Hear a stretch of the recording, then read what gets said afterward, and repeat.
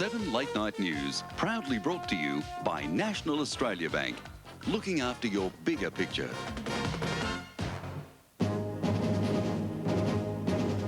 Seven Nightly News with Kylie Gillies. An Australian to open the Sydney 2000 Olympic Games. A father of 6, the victim of a road rage attack.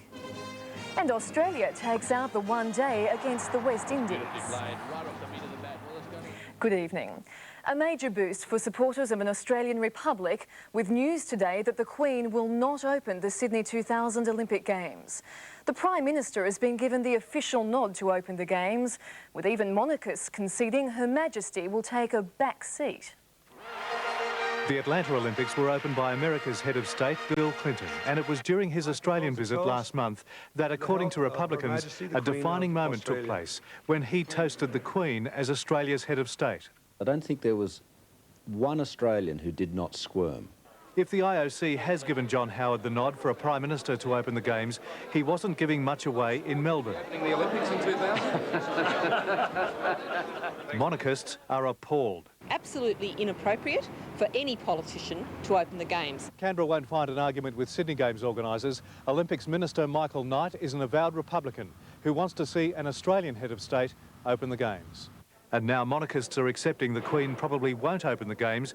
Instead, they want her here for the centenary of Federation 3 months later. It's a golden opportunity for our Governor-General to stand up and show the rest of the world we have a non-political head of state and we're proud of it. What is the point of having the Queen as our head of state if nobody here wants her to perform probably the most important national ceremonial function of the year 2000? Lee Hatcher, 7 Nightly News. The New South Wales Woodrow Commission has heard how complaints centring on teenagers triggered its inquiry into the sexual activities of former Judge David Yeldham. As sordid details of his double life continue to emerge, Railway Police explained their fears at having to deal with a VIP. For the first time, the Royal Commission has revealed how it began its inquiries into David Yeldham's activities. It was approached by several people who said they had been involved in or witnessed sexual encounters with Mr Yeldham while they were still adolescents. But because those incidents don't involve police, they won't have to give evidence in public. The Commission has also heard of the frustration and pressure felt by Wynyard Transit Police in 1990 when they realised they were dealing with a former judge. Former transit policeman CC3 said Mr Yeldham was extremely nervous about the police presence and was sweating profusely after being caught in 2 separate acts of indecency, one in the toilets, the other on the station steps. He said there was enough evidence there to charge Mr Yeldham, but that doesn't mean I was particularly keen to go on with it. I was glad when Special Branch came down and took it off me. Who wouldn't be? The Royal Commissioner was sympathetic. He told CC3 he could expect a pretty rough passage down the track. This is something which is going to be front page news, probably contested and distinctly uncomfortable for everyone. CC3 said the arrival of Special Branch detectives at Wynyard was a complete surprise. Special Branch turning up was exceptional in my experience. The Yeldham inquiry will finish next week, the Commission's last investigations this year. Jeff Bruce, 7 Nightly News.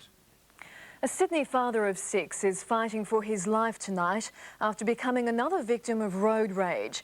Patrick Gogarty was attacked in front of 2 of his children by a driver who forced him to stop before stabbing him with a screwdriver. Patrick Gogarty's family is devastated. His wife Bernadette, with their 6 children, was inconsolable today as her husband lay critically injured in Liverpool Hospital. He was stabbed twice with a screwdriver during an argument with a motorist in Humphreys Road at St John's Park. It should never have happened because he's such a hard-loving man. He wouldn't hurt a fly.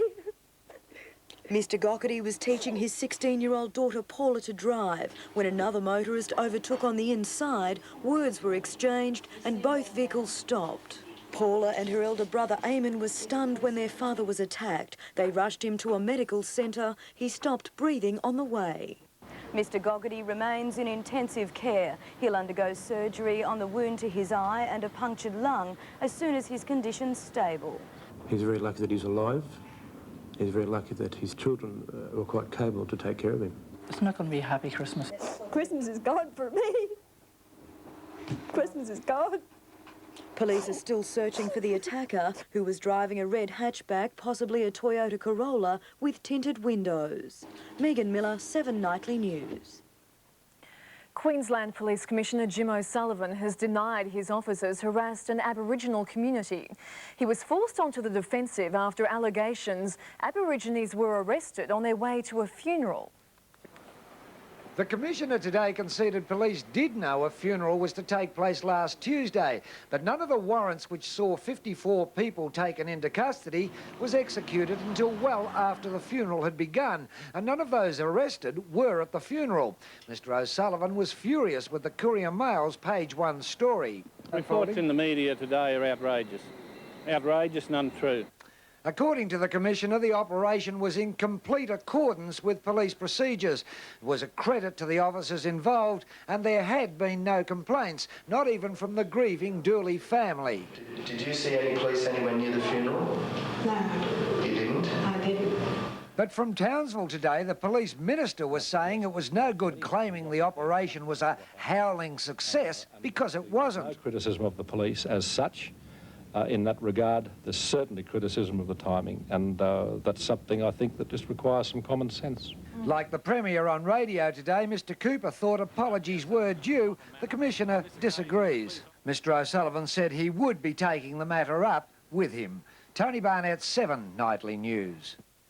A 47-year-old businessman from the Northern Territory, Mr Gatchtrul Jakura, is the new chairperson of the Aboriginal and Torres Strait Islander Commission. The appointment was announced today in Canberra.